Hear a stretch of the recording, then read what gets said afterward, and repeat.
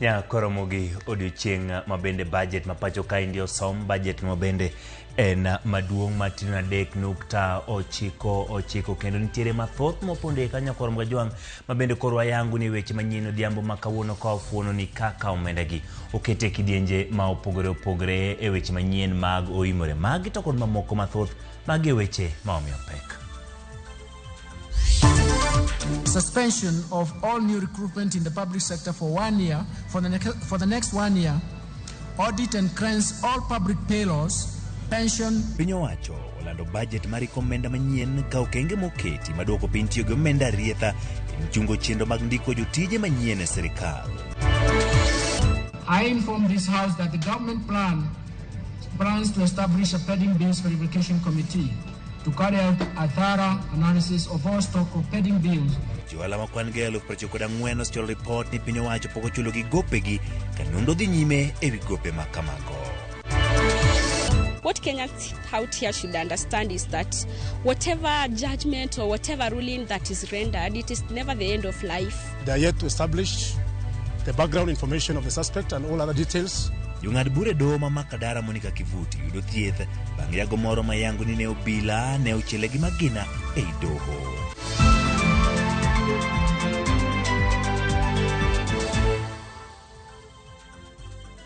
Nyakoro gero kamano kumiyo Ramogi TV ni weche manyien saa 3 mar otieno chenro en mar oimore wantiere kod mathoth moiko ni mitundi kod na matudok mari 3-6-0-0 YouTube, Facebook achiel kod X mar Ramogi TV kambe no bedo ka goyo kod mbaka kendo yudo weche gi kaka gibiro ni nyinga Uchengi Manuel jalo kumaro ni Wilson Ochuka parni bende wantiere kod wendo mobro go mbaka kutenore kod budget ma odiochieng' ma kawuono kawachako en piny owacho keto geno mare kuom choko mar osuru kaka yorlo dwaro mar budget ma trilion 3.9 mosom kawuono. Jatend migawo mar omenda Njuguna Ndung'u yango ni osuru migeto hiko omenda mar 2024-2025 en trilion 3.3. Ewi mano bende piny owacho keto kenge mag duoko piny omenda mitiyo go e migepe mag piny owacho kamano oriwo chungo chenro mar ndiko jotije kuom thuolo mar higa achiel.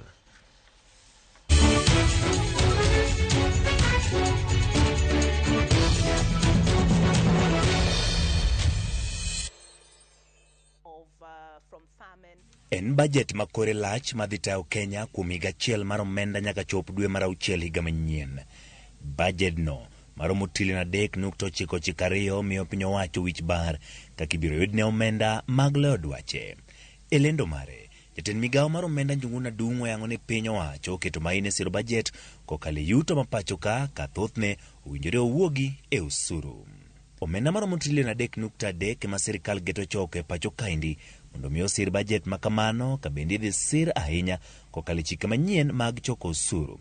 Piny owacho osebiro gi okenge bura mag choko osuru masani ne paro mar chik mar omenda finance bill ma rito mondo mi od bura obi opuodhi.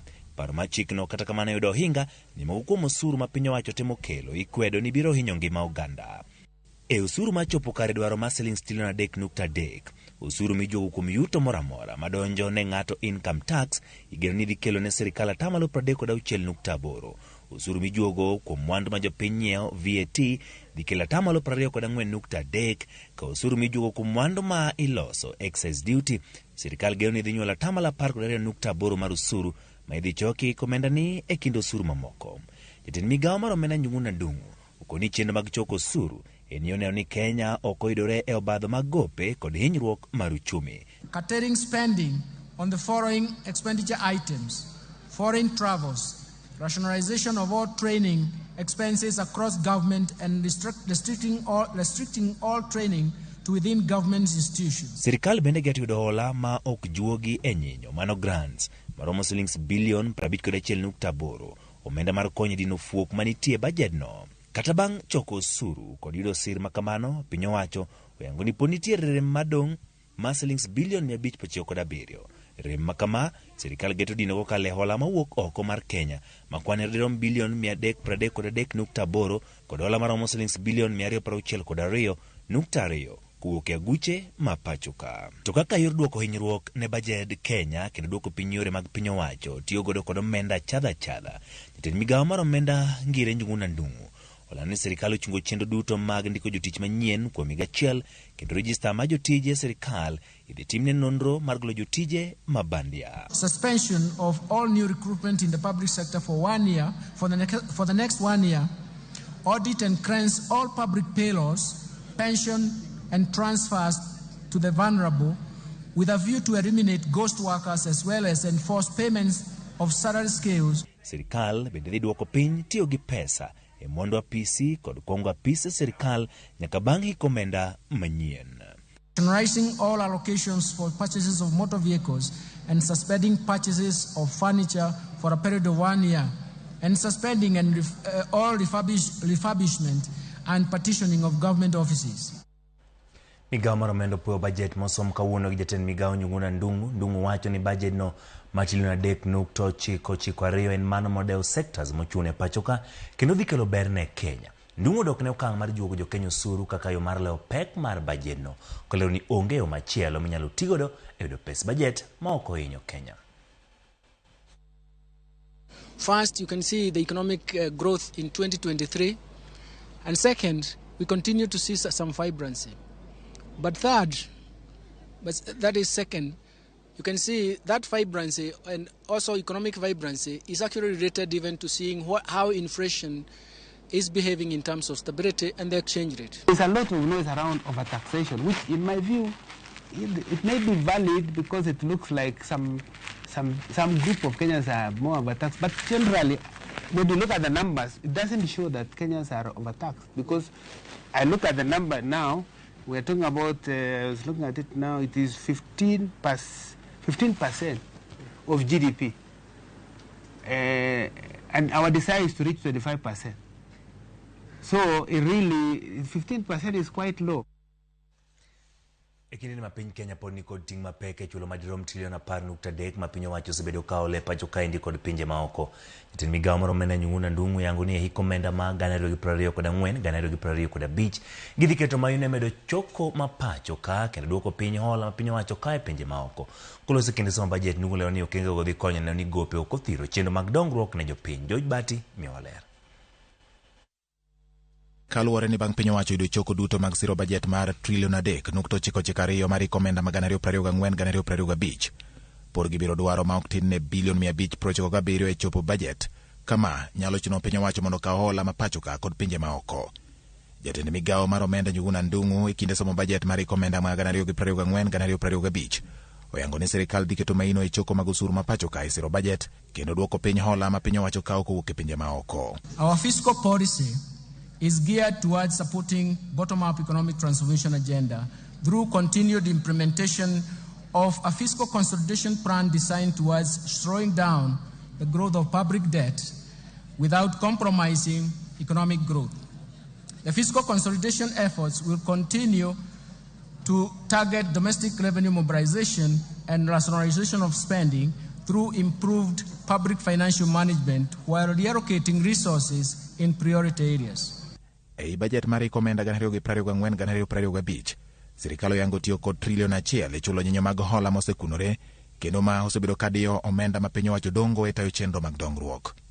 Ka piny owacho koro keto maino e duoko piny gope ma Kenya nigo kendo neno ni chudo mag otim kaluwore kod winjruok manoketi kinde mane kawgi, kendo bang' yangore ni atamalo 63 biro dhi e chudo mag gope kata atamalo 37 kende ema dong' ne tayo Kenya. Kokalo kuom budget mar omenda mag 2024-2025 oyangore ni mondo Kenya ochul hola go kuom siling 100 ma Kenya biro yudo, siling 63 biro dhi e chudo mag gope ka siling 37 ema dong' e tayo chenro mag sirikal koting'o chulo sara kod tayo dongruok ne jopiny. Nyaka e giko dwe mar adek higani, Kenya ni kod gowi maromo trilion 10.38. Ma en omenda manyalo muonyo omenda duto ma oketie budget mar piny Kenya kuom omenda 3 ma oluore maonge gimoro amora ma piny owacho timo. Gowi ma Kenya nigo oting'o trilion 5.253 ma gin gope ma Kenya olo e bede bengi ma pachoka kod trilion 5.163 ma gin gope ma Kenya olo e pinje maoko kod agulni mag omenda mag pinje maoko. E kind gope ma Kenya olo e pinje maoko, trilion 2.1 ne giolo e bengi maduong' mar piny mangima World Bank kod aguch omenda mar IMF. Trilion 1.11 ne gin mag Eurobond kod bilion 939 ma ibandho piny Kenya kod jopiny China. Kata obedo ni Kenya medo keto kenge mag thiro hola ma ikawe pinje maoko kendo jiwo choko ma pacho kae siro bajet, rem ewi omenda mabiro dwarore chopo kare bajet ma iko omenda 2024-2025 nyiso ni nyalo chuno Kenya mondo dhi nyime kod kawo hola mabiro medo thiro chenro mag bajet kod dongruok mathurka. Bende dwaro nitie mondo ne ni holago otiga yo makare kendo geng'o mibadhi eka jopiny nyalo winjo ber mar hola. George Bati, Ramogi TV. Piny owacho yango ni jo Kenya makwan go 94,000 oschwalo ywak margi ni piny owacho pok ochulogi kuom tije magitiyo. Migawo mar omenda yango ni maromo shillings bilion 662.3 kendo omenda ma jo ohala bandho piny owacho kendo thuol pod nitie ne jo Kenya mamoko chwalo ywak magi. E somo mar bajet ma kawuono piny owacho koni ripot ma nonro ewi gope ma kamago owinjore wuog ka ok okalo dwe mar 10 higani. Sharon Ong'ao nigi ler. Kochiwo twak mar budget mar hik omenda mar higa mar 2024-2025 e nyim od bura. Jatend migawo mar omenda Njuguna Ndung'u okwayo jo ohala mabandho piny owacho gopegi mondo ochwal ng'ur makamano ne aput manochuogi mondo miyo nono gope mapok ochul. Apudno manochuogi dwe mar 11 mar higa mokalo osebedo ka nono ng'ur ewi gope ma jopiny bandho kochakore tarik 1 mar dwe mar 7 mar higa mar 2005 nyaka tarik 30 mar dwe mar 6 mar higa mar 2022. Nyaka sani, kamiti no oseyudo ng'ur 94,997 mag jo ohala maywak ni sirikal pok ochulogi, kendo kwan gopego duto romo shiling bilion 662.3. Mr. Speaker, as you are aware now, His Excellency the President inaugurated the Pending Bills Verification Committee in November 2023. The committee received a total of 94,997 pending bills claims valued at Kenya shillings 662.3 billion.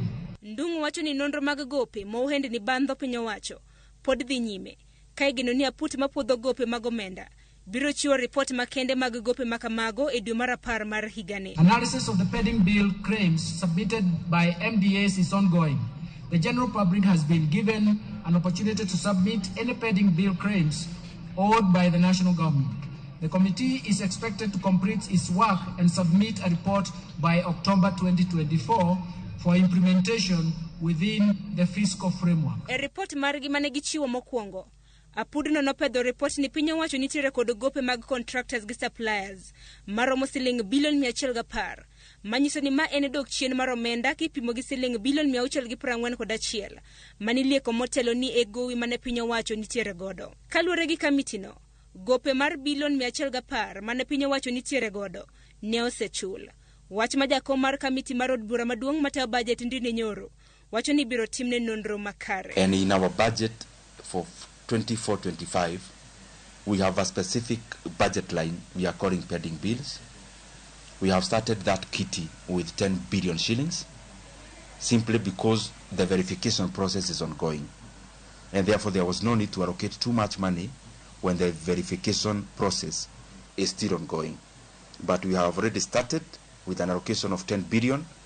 Definitely that figure will be enhanced every year as we progress. Rem mar piny owacho mar koso chwalo pok mar omenda ne chudo mag gowi dhi ataro gi singo mopogore opogore ma piny owacho osebedo ka singo. E dwe mar 2 mar higani, jagoro maduong' e migawo mar omenda Chris Kipto ne osingo mar chwalo gope ma piny owacho nitiere godo e budget mabalang' mondo bug godo ochumi mapacho kae. E giko mar higa mokalo, jatend piny William Ruto bende ne osingo mar chulo gowi mar shiling bilion 600 mane piny owacho ne nitiere godo mag ohendni mopogore.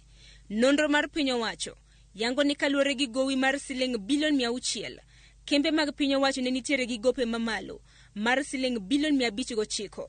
Migepe mag piny owacho ne nitiere gi gowi mar shiling bilion 121.2. Sharon Ong'ao, Ramogi TV. Oyangore ni counties mapacho ka korido shillings bilion 400.1 iko omenda mag 2024 2025 ka county ma Nairobi mabiro omenda mang'eny mogik moloyo counties duto mapacho ka. Mane kaluwore gi budget mosom kawuono e od bura mamalo gi jatend migawo mar omenda Njuguna Ndung'u mabende yango ni counties ma Kisumu kod Migori biro omenda mamalo mogik e counties ma Kaluo. Lidio Keo nigi ler.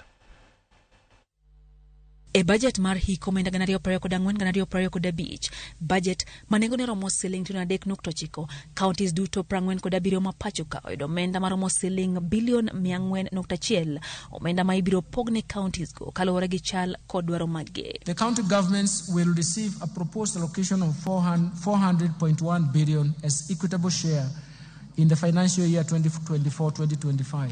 It's for the first time that they have arrived to this figure of 400 and surpassed it in the last 12 years of devolution. Jatend migao mar omenda Njuguna Ndung'u olero ni nitiere chenro mamoko mabiro yiene counties medo yuto maggi kokalo kuom osuru pone paro mar chik mar omenda okalo mar 2024 mageto medo kwan osuru ma jopiny biro golo maromo $2.9 e pacho ka mangima. National Treasury is implementing a policy to support the enhancement of own source revenue by county governments as we await the enactment of the National Rating Bill. This bill will enable the county governments to correct more property rates, including contribution in lieu of rates. County ma Nairobi mabiro yudo pok malach mogik mar omenda no ka ipimo gi counties mamoko. Omenda maromo siling bilion 20.8 ka iluwe gi county ma Nakuru mabiro yudo siling bilion 14.1. County ma Turkana biro yudo bilion 13.6 kaka Kakamega biro yudo bilion 13.4. E counties ma Kaluo, county ma Kisumu biro yudo omenda mamalo mogik maromo siling bilion 8.68 ka iluwe gi county ma Migori mabiro yudo siling bilion 8.66. Homa Bay County biro yudo siling bilion 8.43 ka county ma Siaya biro yudo siling bilion 7.5. Kochiwo twak mare od bura e kinde somo bajedno, jatend migao mar omenda Njuguna Ndung'u oyango ni kaka yorno ni counties otiyo gi omenda go yo makare. Piny owacho biro chugo committee moriwo oganda moya sectors bura mabiro neno ni omenda ma ichwalo e counties gi mago ma ochoki kaka osuru otigo yo makare. A multi-agency committee has been formed to manage the rollout of the proposed integrated county revenue management system in 47 county governments.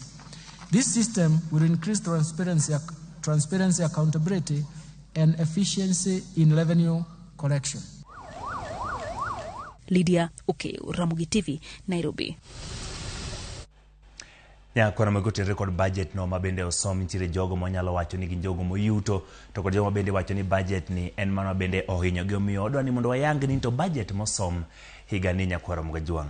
Gin jomage ma oyudo yuto kata biro neno ber kata yudo fuongruok e budget no, to gin jomage ma budget ni nyalo biro ni odiyo kata ohinyo kaluwore kod budget mane osom. Mondo yang ni nyakwara Mugajwang kaka en achiel kachiel mondo mi ing'e ni to budget mosom gin sectors moyudo resor mondo gin magin sectors ma oyudo fuongruok to ka land kata oyang budget mosom odiochieng' makawuono. Mokwongo en sector mar pur.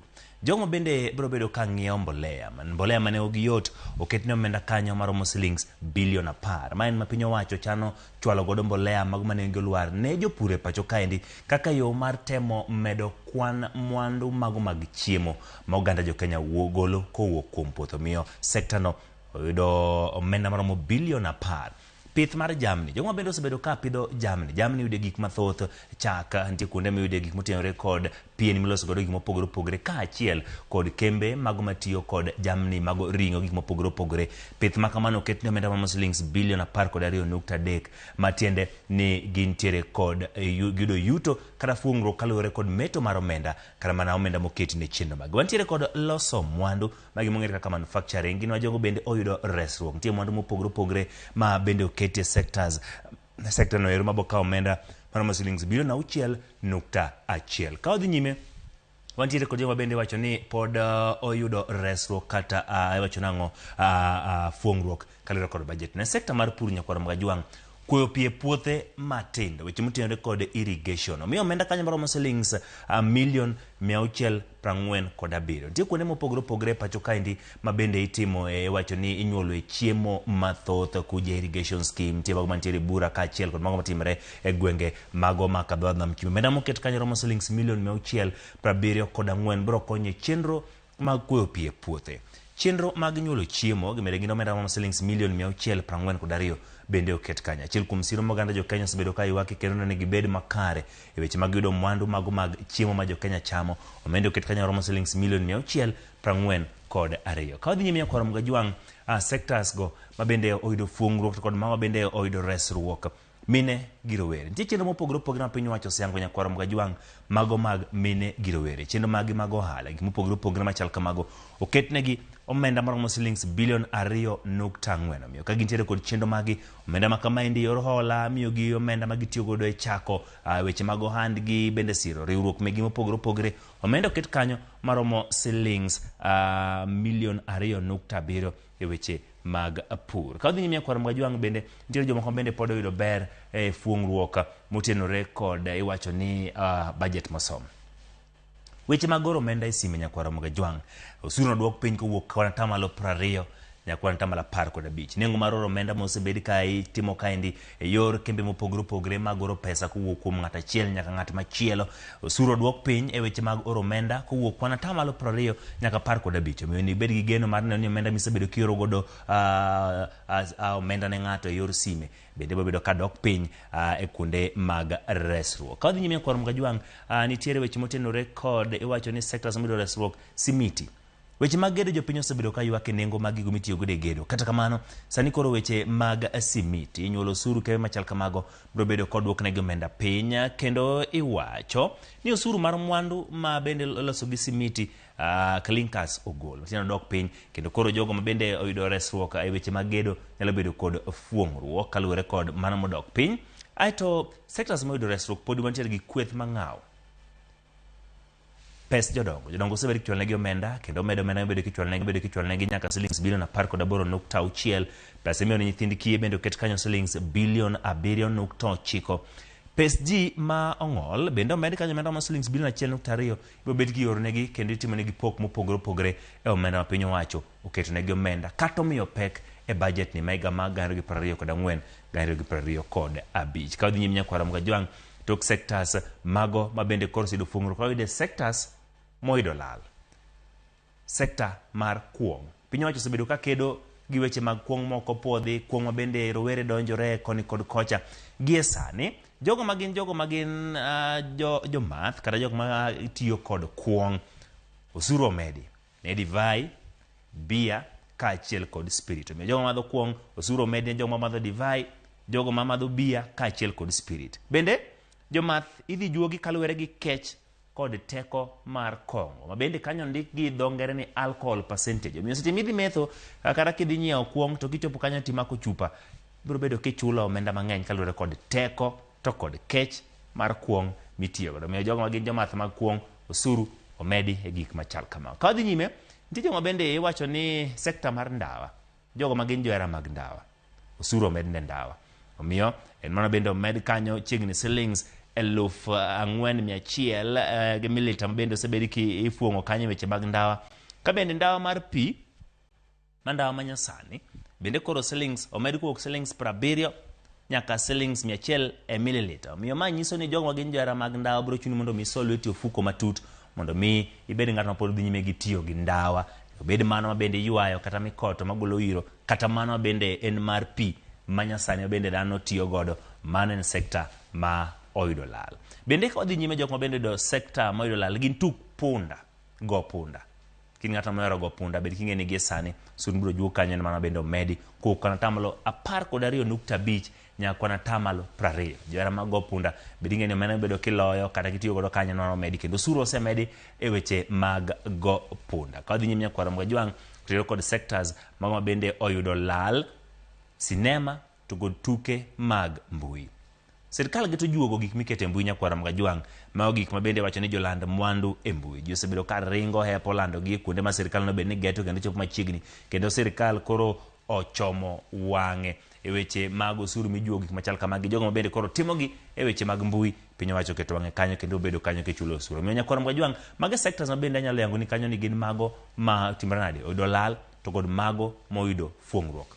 Jogo magin jomath, jogo magin jondawa, jogo magin jogo punda, jogo mosebedo katimo weche motenore kod wacho ni lendo mag mbui moseringo, kit lendo mamoko machon dung traditional advertising methods, kendo dhi e weche mag mbui piny owacho ochomo wang'e kanyo, kendo gibiro bedo kanyo ka gibiro mar mondo mi giyud osuru kowuok kuom nyakwaro Mgajwang'. Mane motenore kod jogo moyudo lal to kod jogo ma bende wacho nang'o oyudo ber e mwandu mago mabende gibiro bedo ka gitiyo godo e budget. Nyakwana Mogajwang' kik idhi mabor nikech kwaduogo to wantiere kanyo kod twak kod wendo mabiro bedo kwang'iyonu kaka budget ni ber mage mentie iye, bende piny owacho nyalo bedo gi thoche mar biro sire kendo chope kare, to gin fuok mage manyalo bedo ni odong' e kinde kanyo bende jopiny onego ng'i, bende piny owacho oikore makare mar chopo kare budget ni kata kapok okadh paro mar chik mar omenda. Kik idhi mabor, waduogo tok kinde manok.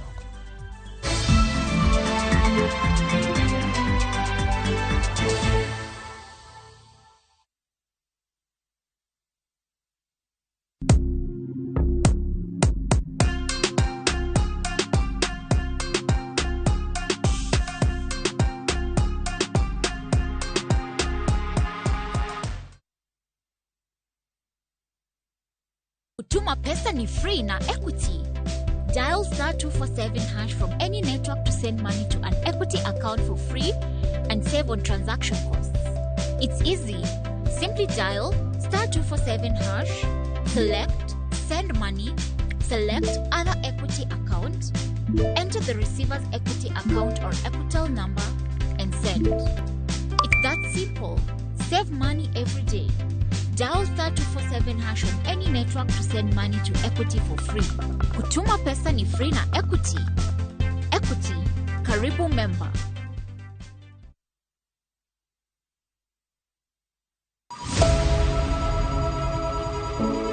Wuoth mar manyo chang. Wawuoth e piny mar thieth kokalo e wang' jogo mosedake. Thieth sani nitie Kenya ka, dakteche nitie, masinde nigo mwanyalo thiedhi ni changi. Kata ibed jachiw thieth, kata mana jalno madwa ng'eyo gik matimore e sekta mar thieth.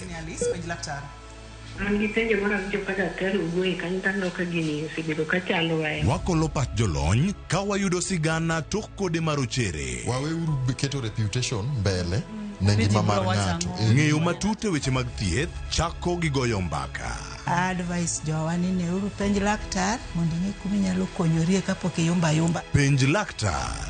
Wuok tich nyaka tich abich, saa 12 odhiambo. Mana e Ramogi TV.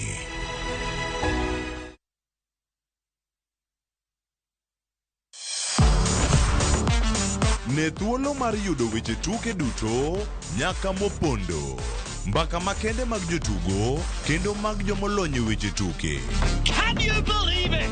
Magite yudore chenro mar paw tuke. The 4.84 km. Nonro matut kod gigo matimre manyien mag tuke duto mawuok e piny mangima.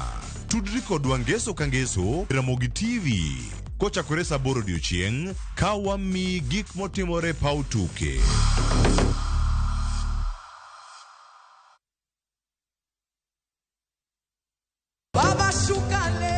Nyasaye ber kendo romo adenda.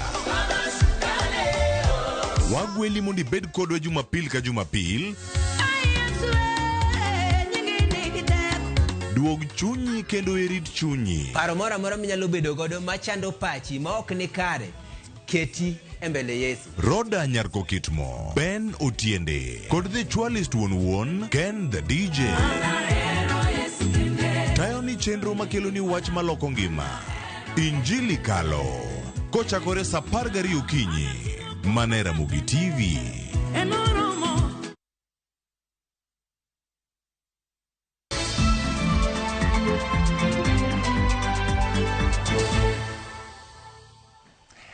Nyakoro mogiro kamano kumedo kete e Ramogi TV miyogi sani wantiere kod twak mondo mi wayanga ni to budget mabende osom higani en mano makare to wanyalo ng'ani to berne ni kanye pek mare nitiere kanye to bende piny owacho biro chopo kare dwaro margi mar mondo mi gichok omenda kata yore mag osuru ma iketo kanye to kod kuonde mamoko ma igolo omenda mondo mi gichop kare. Antiere kod wende kata wamiye thuolo mondo mi oyangre ni Nyakwaro Mogajwang' kosetimo mano to wabiro dhi nyime kod twak mabende wantiere kod kaindi machuok en jalony kendo koro thuolo en mari machiegni. Erokamano ahinya Emmanuel. Amoso Nyakwaro Mogajwang' ne mesauru. Ageno ni uduto uriyo maber. Odiochieng' ma kawuono en odiochieng' mane wawinjo ni to sirkal mar Kenya opango weche mag budget nango. Omiyo gi seche mwawuoye ni nitiere mabeyo motimore to nitiere bende moko mabende kamoro ok beyo ahinya. Kamano. Ami thuolo mondo yangri kingiso gi nyingi to kod kamiaye to kod gimetimo mapiyo piyo kod nyime. Nyinga en FCPA Hesbon Omolo. An jalony e weche mag kwano kendo odiochieng' kodiochieng' an jatend kambi miluongo ni Bon Andrew Associates ma en kambi matimo nonro e weche mag omenda ne kembe mopogore opogore. An bende achiel kuom jotelo ma iluongo ni directors mar kambi makeyo yedhe e piny Kenya ka miluongo ni KEMSA. Paro ni mano ayangora mana moromo. Ka kamano to wuod Homa Bay County piny ma Karachuonyo. Ka ng'e weche mag budget ma bende osomo diche makawuono. En budget ma bende duong' kata kamano ok omedore ahinya kipimo gi higa mokalo. Piny owacho otimo mani nikech ang'o? Aparo ni gi pek ahinya ma piny owacho osebedogo en ni higa ka higa piny owacho bedo gi fuok maduong' e budget. Omiyo mano oseketo piny owacho e okang' ma ok ber ahinya mamiyo saka sa gisiko gi manyo hola mondo mi gidid go fuok. Piny owacho osebedo ka lieko ni bang' higni 5 gibed ka higa giduoko fuogni piny ma gikone gibed gi miluongo ni balance budget. En budget makoro gikone lure gi omenda ma in go. Kin gi siling 10 tigo budget gi siling 10. Mano osebedo ka ok tim e higni machien ka, omiyo wasebedo gi gowi maduong' ahinya ma hawo atamalo kata trilion 10 gi wiye.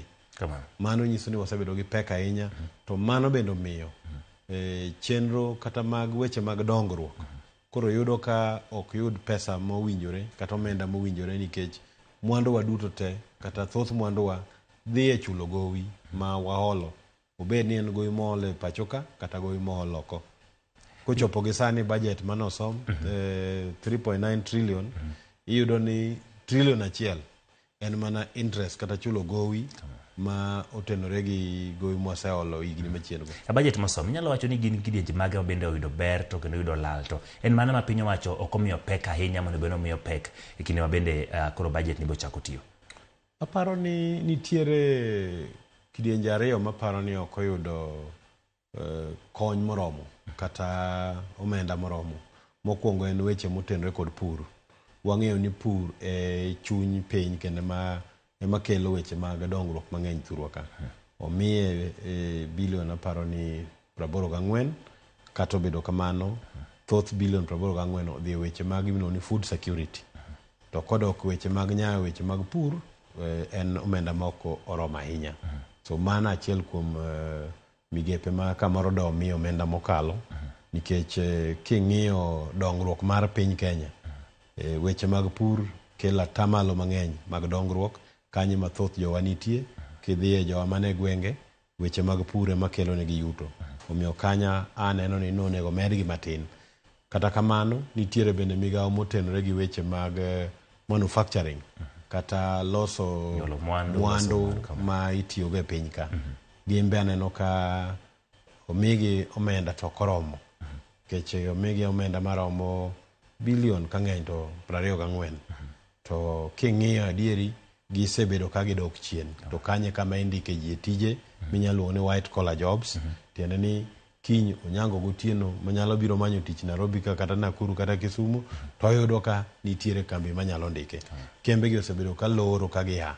Omiyo king'iyo gimiluongo ni GDP kata dongruok mar uchumi mar Kenya, ne gidok chien ma gikelo mana atamalo 7 kende. To serikal lieko onego bed ni gikelo katin atamalo 15 kata kaber atamalo 20. Kwa ng'iyo budget ni en ni ibiro gigeto choko osuru mondo mi gichope kare. Kata kamano iko omenda mokadho no gichoko osuru mochopo kama ne gigeto mar chopo weche mag choko. En ang'o ma piny owacho onego tim mondo mi gichop kare weche mag choko osuru mabiro siro budget ni kaka gisechano? Aparo ni gima duong' momiyo piny owacho kosebedo ka choko osuru moromo en ni nitiere mibadhi e yor choko osuru, to kaeto nitiere chenro ma oseket gi piny owacho maneno ni piny owacho choko osuru moromo. Kata kamano iyudo ni jo Kenya mang'eny kata jo piny mang'eny ok osebedo ka nie gimiluongo ni gidholuo tino luonga nang'o, gisebedo ka gionge obadho kata drag net ma sirikal oketo. Iyudo ni jogo man gimiluongo ni PIN e Kenya ka gin dhano milion 7. To e dhano milion 7 gi, ji matin e milion 3 ema chulo gimiluongo ni pay as you earn income tax. Jomodong' gin kaendi nikech uchumi marwa nie kidieny moro miluongo ni informal sector. So dhano ma hawo milion 17 nitiere tije ma gitiyo to ok dine tijego e yor usuru. Koro tiende ni mondo mi yud jogi mondo mi ochul usuru bedo matek. Mane momiyo kineno budget ma higa ni to yore midwa manygo omenda mar chwale gi thoro tenore gimiluongo ni indirect tax. Tiende en usuru malure gi kidhi e duka ing'iepo gitemo mondo kigimed usuru e yor payslip mar jatich jopiny. Ma aparo ni higa mokalo ne gitime ahinya, higa ni gitemo dhi gimiluongo ni indirect tax. To gima nyalo miyo usuru dhi malo, achiel kuomgi iwinjo kowach ni nitiere gimoro miluongo ni ITIMS. Tiende ni obro miyo sirkal bedo gi neno matut mar jogo matimo ohala to loso pesa Kenya ka tok chulo usuru. Ibro yudo ni nitiere jogo ma kamoro itiyo ohandi ne jua kali. Pesa ni miyudo kamoro en pesa michuli cash e lweti. Mondo mi sirkal ng'e ni miloso ohandi moro ka bedo matek.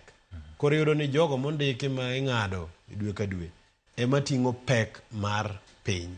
Mano migilo ni tax base. Koro tax base tin. Koro mondo yar tax base, achiel kuomgi en ni neno ni jogo mane informal sector odonjo e tax base. Nitiere rieko moro ma jatelo kata CS mochung' ne weche mag omenda nowacho. Ni idwa kel gimiluongo ni pension mondo mi jogo ma bende ni informal sector bende oyude kaka gimbe ginyalo yudo keno kata kungo margi. Kendo wach ni gimiluongo ni hustler fund idhi rew kode. King'iye to chalo ka gima giwacho ni wadwa konyo jowa. But kinone matut en yo machielo bende mar ng'eyo ni to joma moko matiye informal sector gi ere kaka dwa kel gimbe gi chul margi matin kaka usuru. Sapa ni mano dhi yawo chudo kata neno ni sirkal ochoko omenda boromo mondo mi ji duto te ochul usuru mar kelo weche mag dong. But gima duong' moloyo nitiere gimiluongo ni trust gi dho ngere kata bedo ni dhano nyalo bedo gi ni onge gi to gi sirkal. Sama sirkal otiyo go omenda mosol e yo makare to miyo japiny bedo gi mor koni kata ka agolo usuru to usuru nani tiyo e yo makare. Otiko en weche mag wacho ni gowi ma Kenya nitiere godo. Oketo omenda ma ok nyalo chopo kuana tamara riyo weche mag chudo king'iyo e budget ma higa ni. Gino kenge mag mipan piny Kenya onego go mondo mi gowi ni odog piny to ko hini budget ma piny Kenya tiyo godo mondo kik obed ni budget ni wakawo omenda makore lach wachulo godo gowi to wadongi moko monyalo tiyo godo e pacho ka. Aparo ni gima duong' momiyo gowi ma Kenya nego ni malo en fuok ma wacha cha. Ka ok waduoko fuok ni piny to gowi ni pod mana medore. Omiyo atua ma sirkal okawo mar duoko fuok kata gimiluongo ni deficit piny ma obedo bilion 597. Mano en ranyisi maber kech higa mokalo nong'eny moingo kanyo. Mano miyo koro omenda ma sirkal dhi olo e chiro mar omenda koro dok piny. To bende neno kochako wach ni kata bilion 597 ni kidhi ole to thothne idhi oloko kendo idhi ole gimiluongo ni concessional loan ma interest mare ni piny. Koro miyo olo pacho ka ma interest mare ni malo hawo mana tamala 15 dhi dok piny koro kata dhi bedo matin. Mano miyo koro wabedo gi pek ma ok wabed gi pek ahinya e yor neno ni to ere kaka wakawo omenda mang'eny odhi e weche mag dongruok ma ok chulo loan. To gima duong' ahinya kendo en ni nyaka bende wane ni budget kata expenditure marwa pesa mwatiyogo kaka sirkal nyaka dog piny. Nitiere kuonde moko mwakethe omenda ma wanyalo temo duoko piny. Achiwo ranyisi ni higa ka higa expenditure marwa dhiga malo gi atamalo makatin to en kata 10. Higa ni odhi malo to matin kabisa. Mano nyiso ni gikawo gimiluongo ni fiscal consolidation measures mabet ber kata kamano inyal time moloyo kanyo. Ka watieko ni weche mag hola ma pacho kaendi, winjo kanyo ka pod iwacho ni jopiny pod bandho piny owacho omenda ma gin godo weche mag gowi, kendo piny owacho duoko piny kwan omenda ma gibiro bedo ka gihole pacho kaendi higani. Gima duong' miwacho kanyo ni weche motenore kod geno kuom sirikal to kod chwala machal kamaendi. Bende ma en nyalo miyo thuolo mondo mi weche mag kembe odongre pacho kaendi, to jopiny oyud thuolo mar bende dongore e chenro mopogore opogore. Aparo ni mano nyalo bedo kamano, en mana ni ing'e ni kija ohala to itimo ohala gi sirikal, higni 5, higni 10 pok ochuli, ing'e ni ohandi no opodho. Koro mano miyo kata go chuny jo ohala mondo mi kik gitim ohala gi sirikal. Gima sirikal otemo wacho en ni nitiere komiti mane oyie owal mar neno ni to ere kaka idanya tim nonro ne gowigi. Onge pesa moket kanyo kopogore gi bilion 10 nikech tich ma gitimo pok orumo. Gin gi nyaka dwe mar 10 mondo mi gitiek tijno. Koro chenro ma gin go en gidhi nyiso jopiny ma notimo ohala gi sirikal to pok ochul, miwa ripodi ni mae kaka na timo ohala mondo mi otim nonro mondo mede at kwan mag jo ohala mani Orlando ni dhano 900 bills 994 pok mano sechwal mbele kalure gi nonro mosetim. Koro ere kaka inyal neni to ma jopiny be nigo to chal nade mondo ng'en to ginyalo medre gi kalo 94 no koso kanye kama gigike. Ka sirikal otimo mano moneno ni gowi gi ochul to dhi chwalo ohala. To gima duong' moloyo mamiyo ohala bende bedo matek pacho en ni ohala ok inyal timo ka ok idhi kata bengi momiyi hola. To hola ok inyal kawo hola mar atamalo 18-20 miti chul gikone ni bipei nikech ohala mitimo kamoro ok dhi miyi omenda maromo kamano mondo ichul gogowino. Koro mondo mi mano timre en ni watim gima ne nitiere chien kacha, sirikal owe holo pesa mang'eny e uchumi mar Kenya. Mano dhi miyo bengi mantie pacho kate koro kar ka omenda gin girito go sirikal mar Kenya to omenda gigo koro gimiyo Nyango Gotieno gi Wanjiku otim go ohala. Mano dhi miyo ohala ma pacho ka dhi nyime. Mar ariyo, nitiere kaka ja ohala de gomb ni samotimo ohala to lwasi mar timo ohala obed maber. Lwasi no otenore gi weche mag hola, otenore gi weche mag nengo mar stima, otenore gi weche mar usuru, otenore gi weche mag bedo gi ratiro ni to ka kawo kata hola bin chike dhi lokore ma ang' gi kiny to gik paro mana paro gi lek mane an go koro dhi lokore ataro. Tiende ni nitiere gima waluongo gi dhowa kaka jolonye mag kwano ni tax policy. Nyaka bed ni yore mi solo go osuru mar sirikal en gima inyalo gogo kwan. Kiny kabira yawo kambi Kenya kaka an ng'amo a oko tang'eyo ni idhi chaja usuru marom kama. Bang' higni 4 en mana the same. Ok ni higa ne ochaja kama, higa manyien olokore. Mano miyo gimiluongo ni investor confidence dok piny. Kumagi gik maka sirikal okawo motegno to wabro bedo gi nafu. En mana ni gima duong' ma asebedo ka wacho ne nyikwa Ramogi kendo asewache kache station ka higni mang'eny. Na wache ni gowi mana jo Kenya obedogo osebedo ka ng'eny ahinya. Maka onge chenro mar duoke piny mos to ne wadhi podho. Omiyo pod nyaka wahinyre ahinya. Higani kamoro ka gik higa manyien to nyalo bedo ni nitie nafu. Tamor ni e budget mosom kawuono ne jotich ma ing'ado mshahara gima chalo kaka affordable housing contribution cha en koro oyieni ni nyagole sama ing'ado usuru cha. Gima chalo kaka contribution mar chief oket kamano. Pension contribution nitiere gimiluongo ni kata meal allowance gitemo ng'iyo ni pay slip mar japiny cha giduoke gik mahinye piny.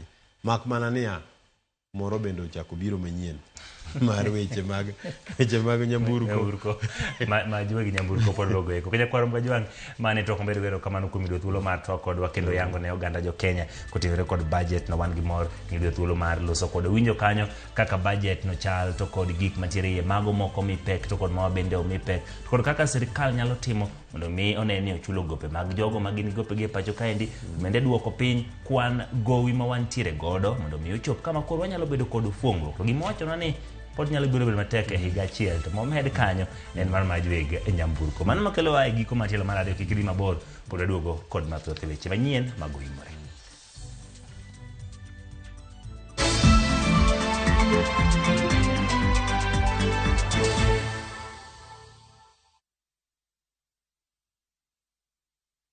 Hi there, I'm your new friend Panda from Paokwa. Come along for our adventure today as we take you through the Hummingbird Tales. Kim and I are going on a camping trip with our Scouts troop. But first, Tilly, AJ, Kim and Pendo will explore some inspiring African stories. we will learn together about Dr. Rachel Masake. Can I ask you what you are good at? Maybe you can draw or run the fastest in your class. The little ones of all ages will continue learning as they watch the best content on the go only on Viusasa. There is so much to explore.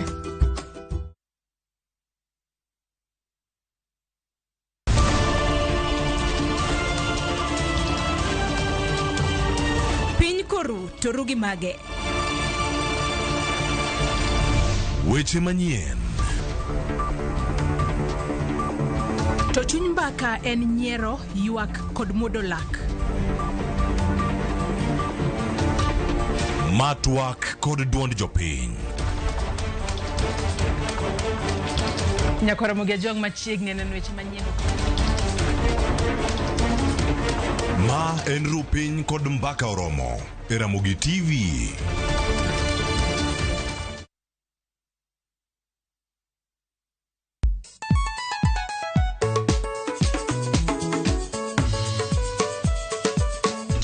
Teacher Beach kochakore sang'wen wakelo ni ngoma mobedo piny design makare.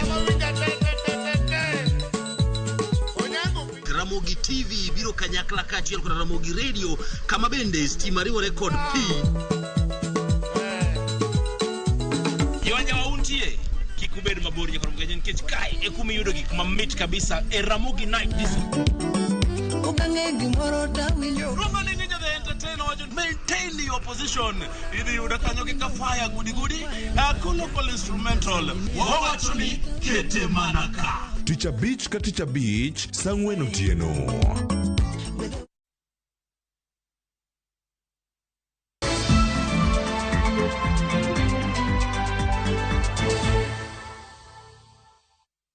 Igni migawo masomo yudo atamalo 27.6 mar omenda duto ma bajet mosomo odiochieng' kawuono. Ma en silings bilion 656.6 modok chien gi mao bilion 30 kapimo gi mane en nitiere e hik omenda morumo. Kaka Judith Omondi lero, omenda ni opoge e kidienje mopogore opogore. Kama oriwo chenro mag chiemo ne jopuonjre skunde, ndiko jopuonj mag junior school e yo mongirore e kinde mamoko. Omenda ma ochwal ne migawo mar somo e hik omenda ni odok piny ka ipimo kod hik omenda ma okalo. E hik omenda mar 2023-2024 ne ochiw bilion 689.4, omenda ma odok piny nyaka bilion 656.6. Omenda ni ka opogi e kidienje mamoko, siro somo ne junior school kao bilion 30.7, bilion 71, ochiw ne somo manono ne skunde primar kod sekondar ma ji dokie pacho, free day secondary education, kagedo kod dongruok mag skunde, omi bilion 6. Bende omenda mar duoko piny nengo mar penj oketne bilion 5. have proposed a total allocation of 656.6 billion or 27.6% of total expenditures to the education sector.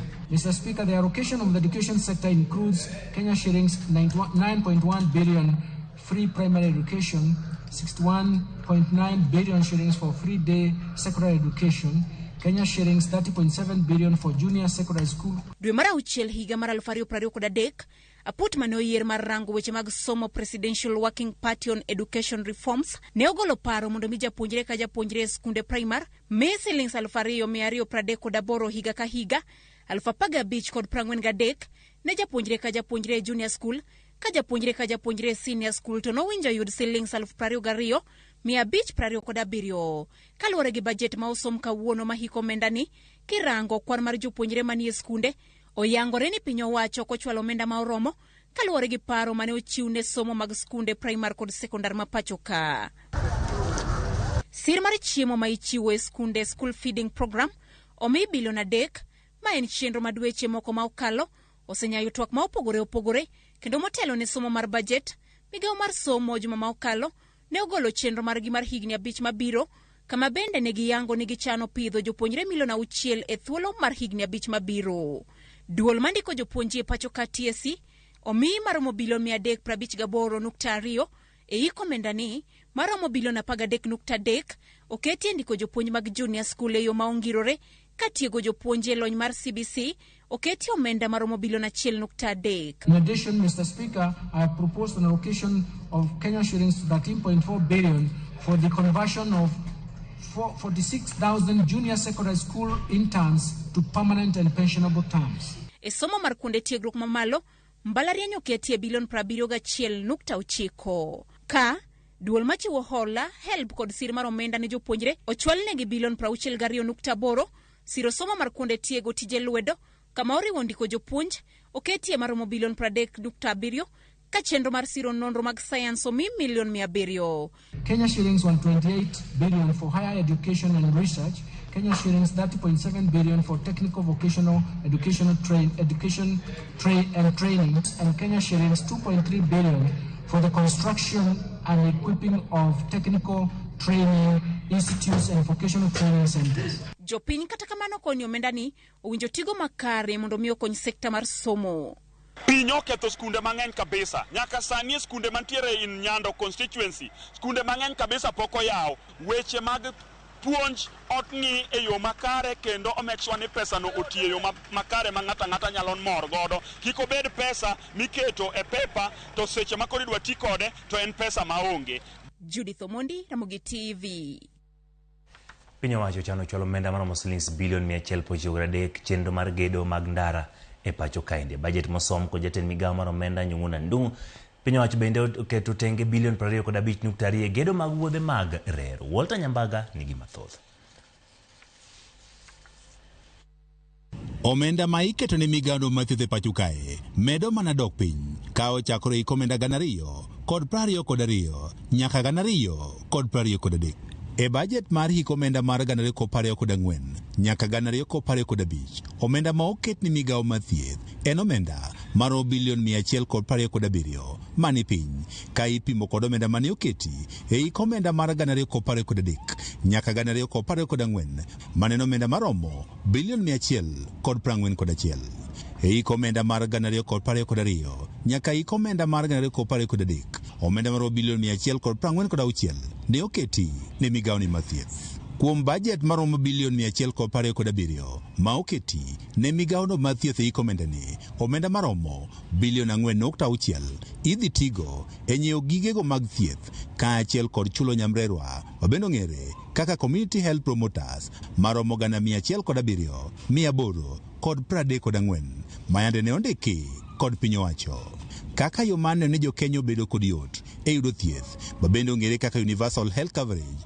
Omenda maromo bilion 4.2 oket tenge kod piny owacho e budget mar hik omenda 2024 nyaka hik omenda 2025. Bath budget ma oket ni migawo no mathieth maromo omenda bilion 3.7 idhi tigo e chulo lakteche ma pod nitiere tiegruok mabende ong'ere kaka intern doctors. Kendo mar nyuol manono mabende ong'ere kaka Linda Mama mane ochaki higa mar 2016 e bwo jatend piny Kenya machon Uhuru Kenyatta kaka yo mar duoko piny thogego mag mine kaachiel kod nyithindo. Omenda maromo bilion 2 koro oket tenge. Budget ni mar Linda Mama odok piny e hik omenda ni ka ipimo kod hik omenda mar 2023 kod hik omenda 2024 mane oket e omenda maromo bilion 4.89.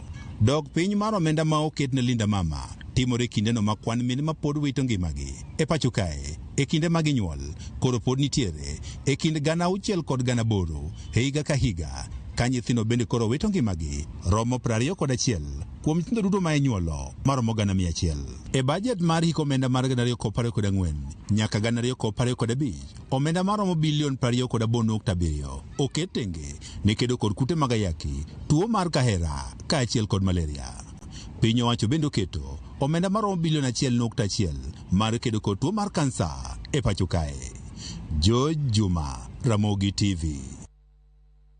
Mano en duond George Juma, ok duond Walter Nyambaga. Da wuoro ni Walter Nyambaga osewuok ka kendo chopo nyaka Migori kendo timo report ma George Juma.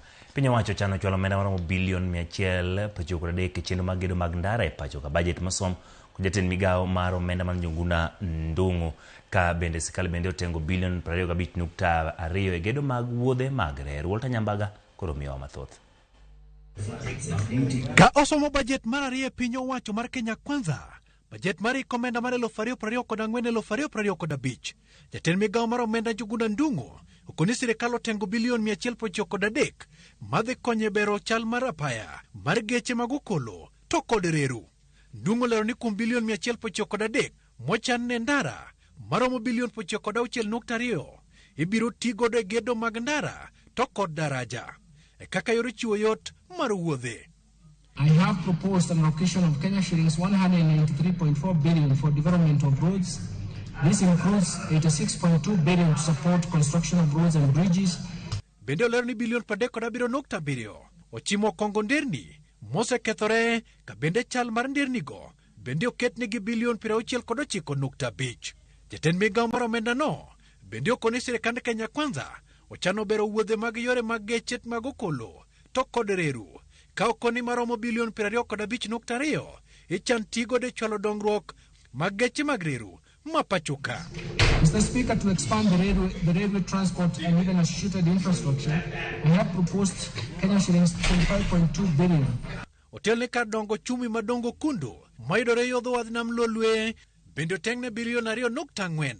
I have also proposed Kenya shillings 2.4 billion for infrastructure development at Dogo Kudu Special Economic Zone, Kenya shillings 1 billion for Nairobi Bus Rapid Transit Project. Etelo koni sirkal oketo maromo bilion 1 e gero sitej to kod kunde chung mag bas mag boma to kod alwora mage. Maromo milion 316 oketi mar bero chal mag wuodhe e yo manyasani. Ndung'u okoni bero kendo rita paya mag reru maromo bilion 239.4 ibiro tigo de yore mag wuodhe e nam ataro mar lolwe. Maromo milion 200 bende ibiro tigo de nyiewo feri mag wuodhe mabiro konyo jopiny e nam Lake Victoria. To facilitate movement of goods and people in our inland waters, I have proposed an additional Kenya shillings 200 million for acquisition of ferries for Lake Victoria. Walter Nyambaga, Ramogi TV. Kawere gi weche motenore kod mago en ni jopiny bende ne okodong' chien e luwo achiel kachiel yore mopogore opogore twak ma jatend migawo mar omenda Njuguna Ndung'u. Ndung'u e kinde mane osomo bajet mar omenda e od bura malo motelo ne somo mar bajet, jopiny ogolo pachgi e wi gigo mane gigeno yudo kokalo e bajet no. Ne en odiochieng' ma jopiny rito mar winjo achiel kachiel gigo mane bajet mar omenda 2024-2025 oting'o kane gin kod geno mathoth e bajet ma kamano ma otelo ne chenro mar pedho ayanga e od bura e boma ma Homa Bay kata doko ne jopiny ne dhi nyime kod tijegi mapile to moko ne oyawo nyakalondo e kundegi mag tich mar winjo achiel kachiel bajet mar piny Kenya kaka ne dhi nyime od bura ma en kar go wuoche rangi nitie dho posta e boma ma Homa Bay. Tije dhi nyime kata kamano ne giweyo witgi oko mar luwo kaka jatend migawo mar omenda Ngire Njuguna Ndung'u ne dhi nyime kod somo bajet mar piny Kenya. Kamago mane ok nyalo yudo nyakalondo kata wang' jowi machiegni kodgi to ne oyawo simbegi mag ong'we yamo ka giluwo achiel kachiel e yor mbui kaka ne chenro ma kamano dhi nyime. Ka johala moko bende ne ochungo tijegi ka giluwo achiel kachiel chenro ma kamano e wang' jowi ma gikete kundegi mag tich. Ma otelo ne chenro no jopiny ne ogolo pachgi kaluwore kod geno mane gin gi bajet ma kamano. Ni weche mag somo bende sirikal omiyo migawo mar somo pesa moromo ma ginyalo ndiko godo jopuonj gine mar junior secondary education. To kawadok bende mana kar migawo mar somo achielni bende sirikal oketo pesa ne weche mag free lunch program ma gisebedo ka gichiwo gandi ne skunde, nikech chien kacha ne wan kod luoro kana giwacho ni gidhi golo pesa no oko momiyo jonyuol obedo kod chandruok kabisa. Bende gikete pesa moromo mamiyo kwadhi osiptal to wayudo ka nitiere yath moromo e osiptendewa Ne en kwayo na ni wajumbe mamekwa manitiere these committees ber ka ng'iyo ni to bo omenda okete road network kilometers nikech ang'iyo budget policy statement giwacho ni gidwa loso nderni malomo 6,800 kilometers madhi bedo tarmacked. Wanti gi so many roads manyalo lead ji towards economical development maloso gimiluongo ni the tax base kama ji nyalo yudo chenro mar timo godo ohala. Be nderni go be inyalo losgi. Mane gima neno ka is most important. Then mogik ma adwa sisitiza mamondo mi awachi concerning this budget policy statement any wang'eyo ni mitigation measures magiketo onego bed ni giluwore kaluwore gi duond chik nikech waneno ka ji yuago ni the cost of living ni malo. Pesa momiwa e counties okaneno koromo. Iyudo ni Migori nigi population mapiny kendo wayombo gi pile budget to migi budget wang'ni molo Homa Bay County to jowa bende kosemi pesa gi make sure ni gitiyo nwa gi pesa maber. To ya gwenge mamoko bende jopiny rito winjo kaka budget ne dhi nyime kane gin kod geno ne budget makamano ne dhi mulo sectors mosebedo ka inyogi. Awendo mainly wapuro niang' nyang'e gimo wapuro mang'eny koro ne wakwayo government mondo pesa maber kata budget ni oketie pesa maber ne Ministry of Agriculture mondo chiere weche mag niang' weche mag soni nikech kaka ung'eyo ni nitiere areas mag jopur mapok ochul. Wan kaka jo boda ma wendo wasebedo kuwa juogo tonge matek. Soni ka sani ok odhi maber ahinya nikech pesa machul jopur onge. Tunatarajia bei ya vyakula itapungua na ni matarajio yetu pia upande wa vijana utaweza kuangaliwa, mambo ya michezo pia iweze kuangaziwa kwenye bajeti. Hatutaki tax iongezwe kwa kila kitu, sana sana basic needs. Hiyo ndio ile ambao matarajio mkulima wa chini ama mtu wa kawaida anaangalia zaidi. Chakula, unga, mkate, vitu kama hivyo. Hatutaki kusikia kwamba mkate imewekwa tax. Ikiwekwa tax mkulima wa kawaida ama mtu wa kawaida tumemmaliza nguvu. En budget manager piny rito kod leyo kendo kadwa konende gidhi nyime kod tijegi mapile to mokuom gino ka othuolo malo achiel kachiel to kuma jatend migawo od bura mar lewo ni to ng'o ma nitie budget mar komenda 2024 2025. Alia Beach, Ramogi TV, Homa Bay.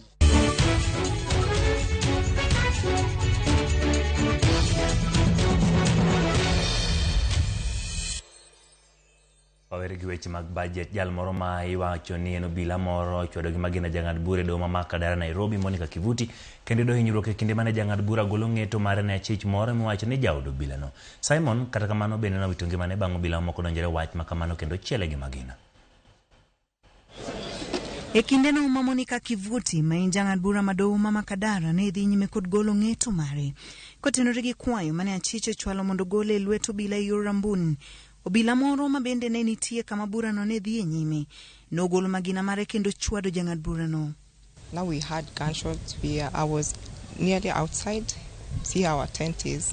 We cannot all fit. Some are out and some are inside. Then there were shots being fired. We were all told to lie down. We all down, and then it happened really fast within a span of a moment. Obila no moyang nyinge kaka Samson Kipchirchir Kipruto mane en jahigni 55 kendo ne en OCS Malondiani wachore ni ne en jaod achich mane ing'ado ne bura Jennifer Wairimu ma jahigni 48 ma ichich goni ne oyudo omenda maromo milion 2.9 yor mibadhi. Jennifer kata kamano ne okwayo mondo gole lweto obila gi rambun mar pesa ching gino madoho ne odagi. Basically, if you have a case in court and you are sick, you are supposed to send a good information in court that you are sick and approve of the same.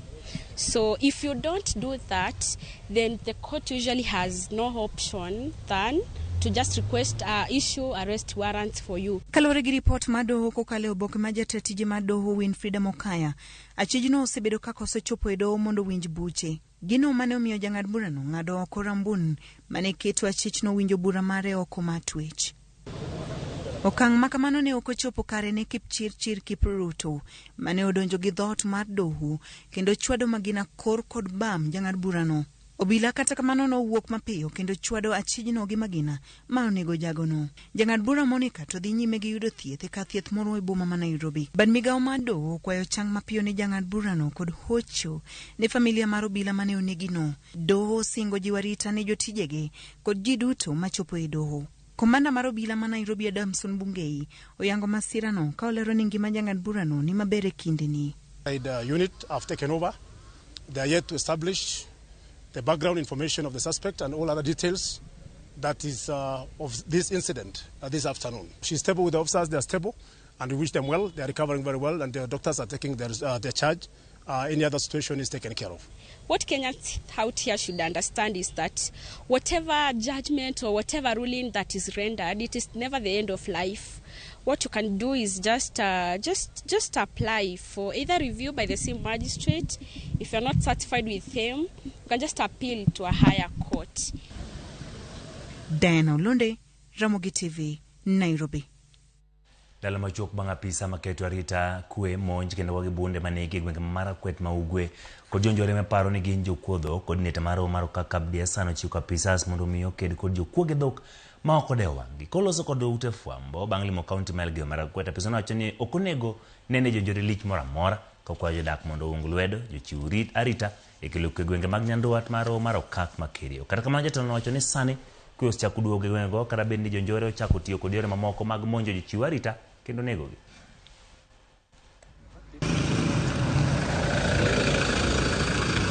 Kuna wakora ambao wako katika sehemu ya Marakwet, haswa Marakwet ya Mashariki, ambao wamekuwa na mtindo wa kunyemelea na kutarget security officers.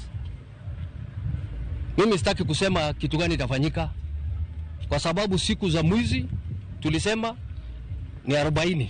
If you are armed and you are targeting police officer or security officers, the solution is for you to be dispatched.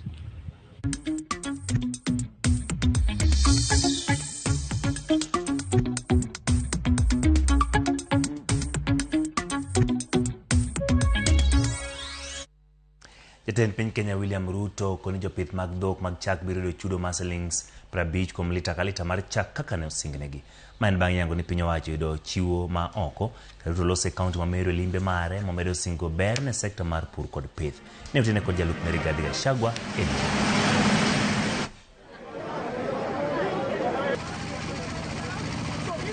mambo ambayo yanafaa kufanywa katika jimbo letu waweze kuanza kuingia ndani.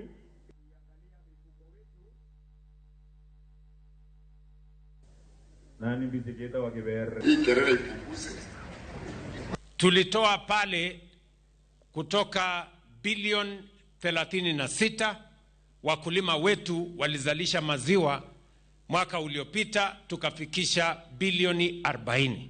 Mwaka huu makadirio yetu ni kwamba tutafikisha bilioni 47 pesa wakulima wetu watapata kwa maziwa yao, the highest in the Republic of Kenya. Na tunataka tukubaliane na wakulima ya kahawa ya kwamba tukisamehewa hii deni, hao maofficials ya society wasiende kuchukua madeni ingine watuletee shida. Hii madeni imekuweko, inalipwa inarudi, inalipwa inarudi. Na kwa sababu umekuja leo Mheshimiwa Rais, tunaamini hiyo shida ya mambo ya chakula cha mifugo utamaliza leo na itafika mwisho, hatutahangaika sana tena. Jatend migawo mar pur Mithika Linturi yango ni piny owacho chiegni tieko chike mabiro tayo ohala kod pur mar yedhe mamero ji kaka Moguka kod Mira. Linturi okoni kaka migawo gichano bende goyo chapa jokanyo mag komiti mabiro golo paro ewi nengo mag yedhego kod kaka owinjo tim pur mare e counties mopogore opogore. Linturi mane loso kod jofwambo e kaunti ma Embu osingo maneno ni komitino ochako tich bang' juma achiel. Okwayo jopur kod johala ma yedhegi mondo mi okaw kwe kinde ma piny owacho pod loso lai makare madhi nyime kod pur mag yedhego e pacho ka. Reverend pahali huko Reverend hapa Rukuriri sublocation ningependa because the issue of the problem people are talking about the pricing because it's cheap and is being accessed by many children. I want now to have a committee as provided in the regulations for them to be able to sit down and be able to give guidelines on how Mogoka will be sold or in terms of pricing, so that that problem is sorted out.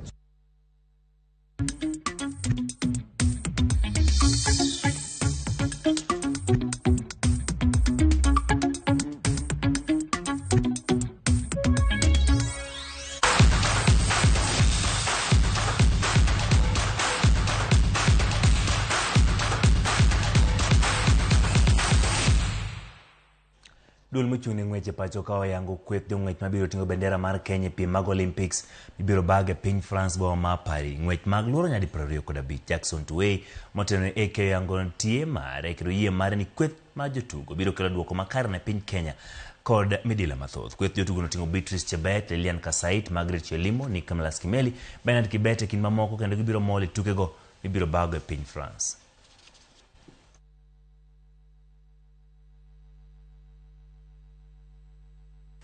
And therefore, we all need to pull together, we all need to support each other, we all need to support this team that is going there, and we all need to see that they have everything that is required. And I have a lot of confidence.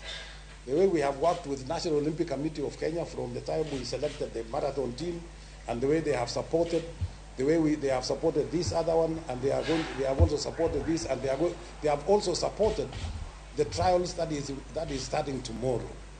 So we are not on our own, we are all together.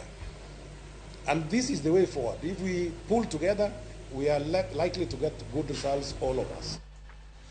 Beatrice Chebet jaloch mamich mar S-Jack ma jotugo makare dwe mar abich. Chebet mane ondiko rekod mar ng'wech ma mita 10,000 ne yudo michno bang' nyombo ng'wego gi dakika 28 seconds 54 e kinde piem mag Diamond League telo ma Prefontaine e boma ma Oregon, piny Amerika, tarik 25 dwe mar abich. Chebet ne oyombo ji mamoko e michno kamoting'o jaloch mar ng'we nyamburko Karan Patel, jalewo mar Gor Mahia Benson Omala, jang'wech Daniel Matieko, Brian Komne, jatuk voli Tiza Atuka e kin mamoko. Tok yudo mich, Chebet ne okwayo jong'wech mondo thegre kendo bed mabor gi weche mag tiyo gi yedhe mamedo jong'wech teko. We have trials for Olympics, and I'm going to run 5,000 again for qualification. So probably I'm going to double 5,000 and 10,000. And God willing, I want to go and bring gold medal, because in my global event, I've never won any gold medal in senior championship. But today I know anything can happen, and everyone is a champion. So when we are going out there, I know I will not disappoint you, and I'm going to do my best. More so, it's to run clean and win easy and win clean. That is it. Thank you so much.